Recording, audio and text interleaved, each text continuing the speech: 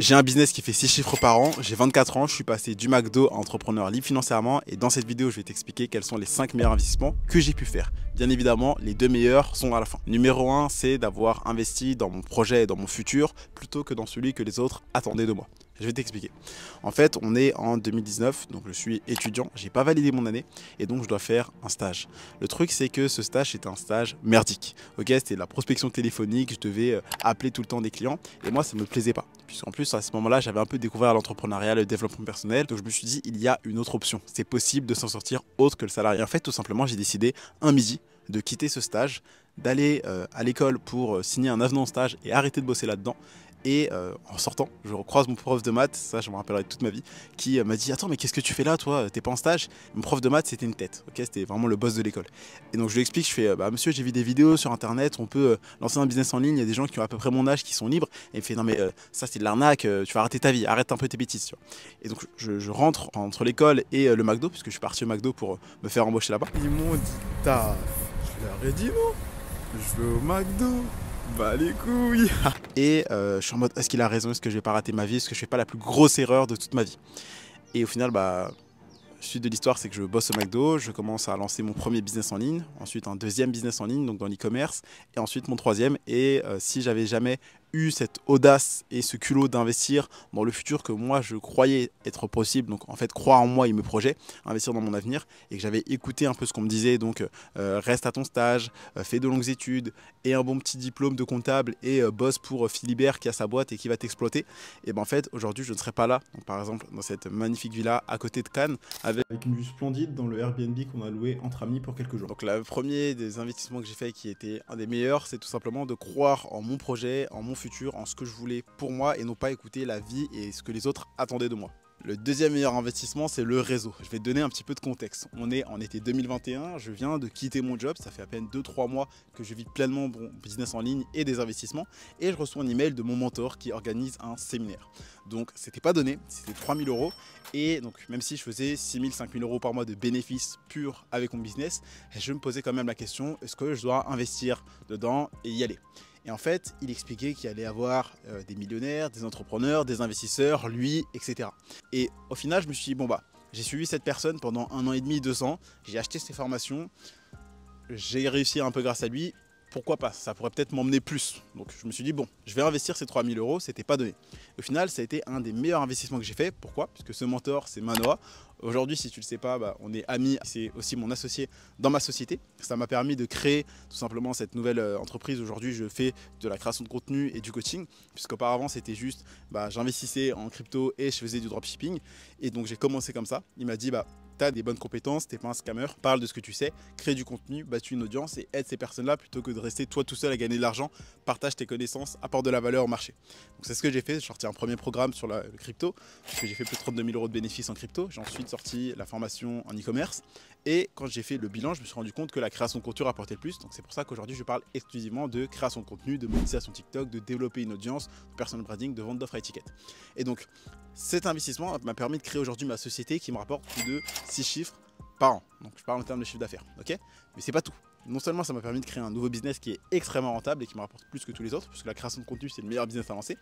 Et ensuite, ça m'a permis aussi de développer un réseau. Par exemple, là, j'ai aussi pas mal d'amis entrepreneurs que j'ai eu grâce à ce tout petit événement qui a été le séminaire. Okay, aujourd'hui, si je n'avais pas été à ce séminaire, je n'aurais pas rencontré Manoa, je n'aurais pas rencontré Ethan, je n'aurais pas rencontré Théo, je n'aurais pas rencontré Gaëtan qui est derrière, qui filme, je n'aurais pas rencontré Baptiste, Antoine et pas mal d'amis entrepreneurs, tu vois. Je connaîtrais, en fait, je serais resté seul.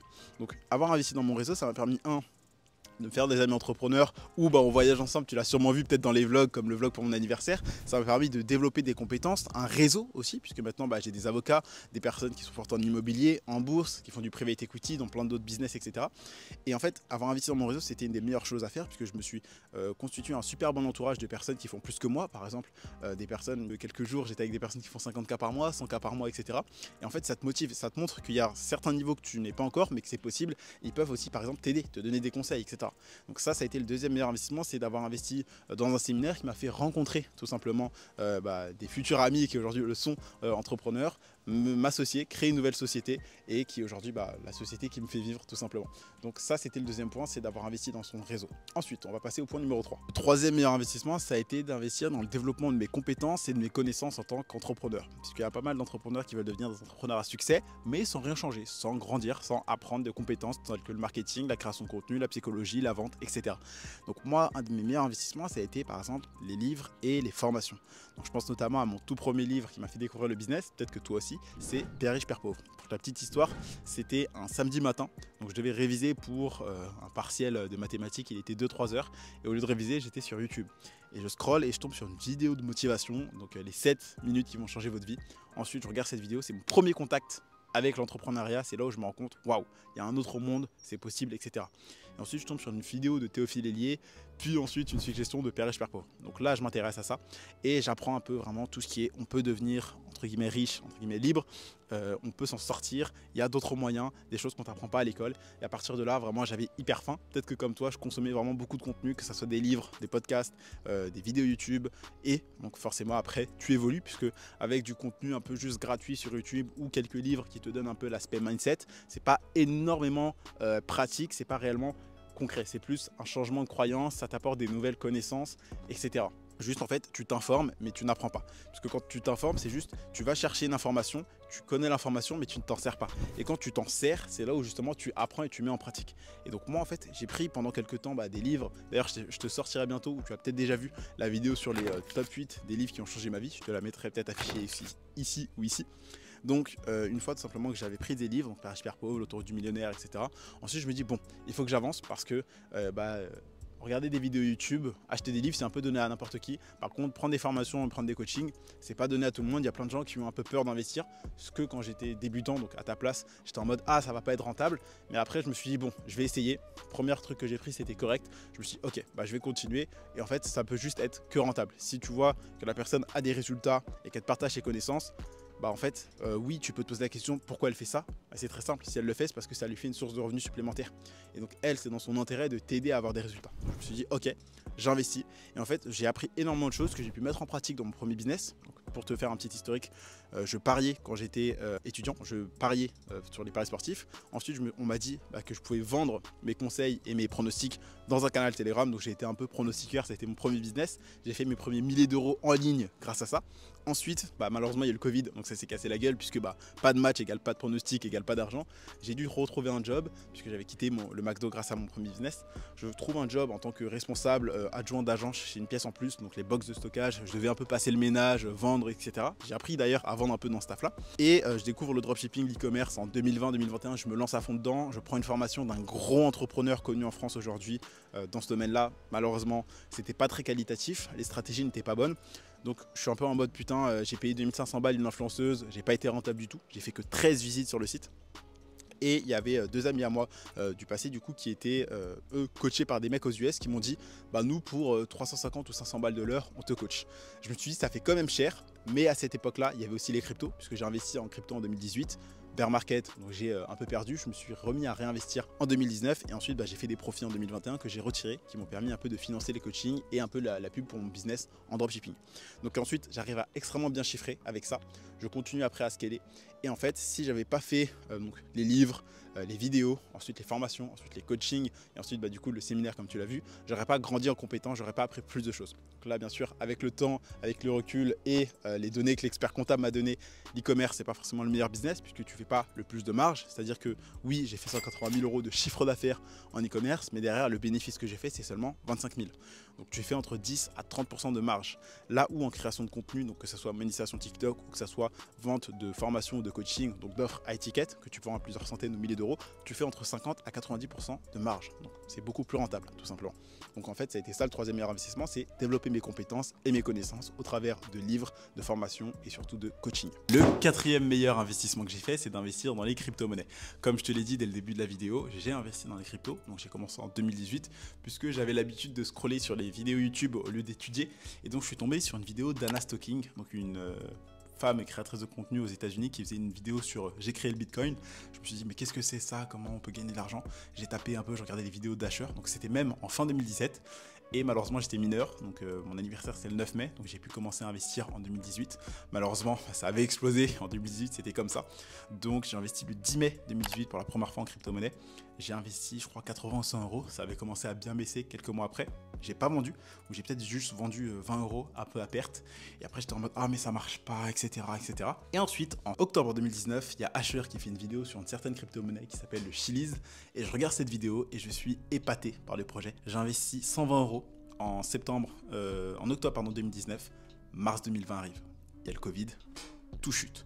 Et je fais une story. Si j'arrive à la retrouver, je te la mettrai en montage. C'est encore mieux que 2008. Parce que là, t'es grand, tu peux investir dans des bails. Je fais une story pour dire aux gens, moi j'investis sur ça, faites ce que vous voulez, mais pour moi c'est un très bon moment pour acheter parce que tout baisse. Et je crois que je remets 80 ou 100 euros. Et un peu plus tard, donc on arrive en février 2021, je me réveille, je vois mon wallet passer de 200 à 1000 euros. Quelques jours après, de 1000 à 10 000 et quelques jours après, de 10 000 à 32 000. Et donc j'ai fait plus de 32 000 euros de bénéfices en crypto en 2021. Et ça a clairement changé ma vie puisque en fait à côté des cryptos j'avais le deuxième business, du coup les boutiques de dropshipping et d'e-commerce qui tournaient. Je faisais 6 000 euros de bénéfices par mois et donc je me suis dit ok, là j'ai mon job qui me rapporte 1400 balles par mois, j'ai 32 000 euros en crypto, je fais 6K par mois de bénéfices avec mon business en ligne. Donc je me suis dit ok, je vais démissionner, je vais prendre un peu d'argent des cryptos pour le mettre en budget publicitaire pour mes boutiques en e-com. Et du coup, j'ai démissionné. Je te mettrai une image si jamais je retrouve la vidéo que j'ai prise et que j'ai envoyé à un ami pour lui dire je l'ai fait, j'ai démissionné, je l'ai fait. Je l'ai fait. Dans 5 minutes. Et donc ensuite, on arrive en avril 2021, le 30 avril 2021 précisément, je suis devenu libre financièrement à 100%. J'ai quitté définitivement le salariat pour vivre du business en ligne et des investissements. Ensuite, il y a le séminaire de Manoa. On se rencontre, il me dit crée du contenu, partage tes connaissances, vends des formations, etc. 2021-2022, c'est ce que je fais. En 2023, je me rends compte que la création de contenu rapporte plus que le dropshipping et l'e-commerce. Donc j'arrête définitivement de faire du dropshipping et de l'e-commerce. Et puisque je suis quelqu'un d'éthique et de honnête avec son audience, je le dis que j'arrête parce que c'est pas le meilleur business. Contrairement à pas mal de personnes qui vont continuer de te vendre des coachings et de te faire des vidéos sur ce sujet-là, alors qu'ils savent très bien que c'est pas le meilleur business et que eux surtout, c'est pas ce qui leur rapporte le plus.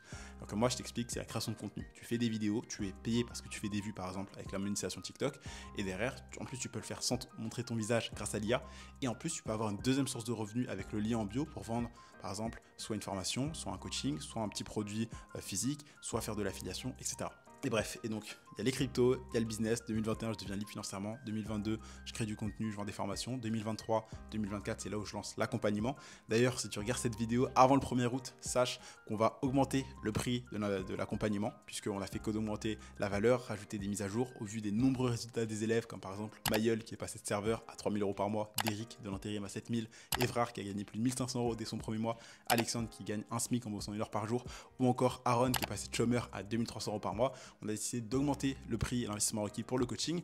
Donc si tu regardes cette vidéo avant le 1er août et que tu veux investir avant que le prix n'augmente, tu as le premier lien qui est dans la description. Bref, le quatrième meilleur investissement, ça a été les crypto-monnaies, mais c'est pas le meilleur investissement puisque le meilleur, c'est celui dont je vais te parler tout de suite. Et ensuite, le dernier et meilleur investissement que j'ai pu faire, ça a été la création de contenu, donc le développement de mon compte Instagram, mon compte TikTok et maintenant de ma chaîne YouTube.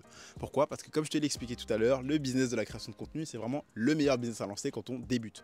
Tu peux le faire sans montrer ton visage, même si tu as un petit capital, même si tu n'as pas beaucoup d'expérience, tu peux juste faire des vidéos sur un sujet sans forcément chercher à vendre une formation derrière. Tu n'es pas obligé d'éduquer, tu peux juste divertir. Il y a plein de niches. J'en ai fait une vidéo d'ailleurs où je t'explique les niches.